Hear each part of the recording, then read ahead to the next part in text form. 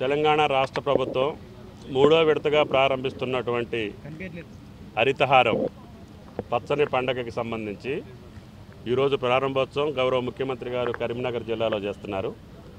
గత 2 విడతల కన్నా మిన్నగా ఈ సంవత్సరం వేసిన ప్రతి మొక్క బతికేటట్టుగా భగవంతుడు కూడా మన ఆశీర్వదించి చక్కటి వానలు కూడా కురుస్తున్నాయి.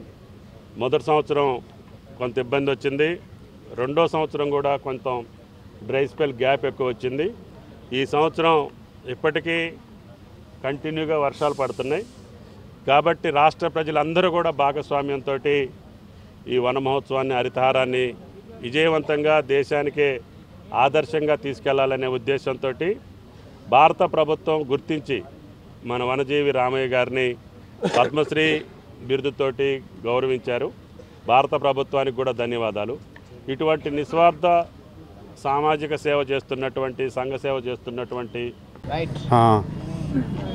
మన తెలంగాణ రాష్ట్ర ప్రభుత్వం కేసీఆర్ గారు ప్రవేశపెట్టిన హరితహారం కార్యక్రమం ఇదివరకు పనిగా అనుకునేదాన్ని పండగగా చేసినారు. ఆ సందర్భంగా మారమ్మ తల్లి దేవస్థానం ప్రాంగణంలో, దేవాలయ ప్రాంగణంలో మొక్క నాటి స్టార్ట్ చేశారు ఈ హరితహారం కార్యక్రమం. ఈ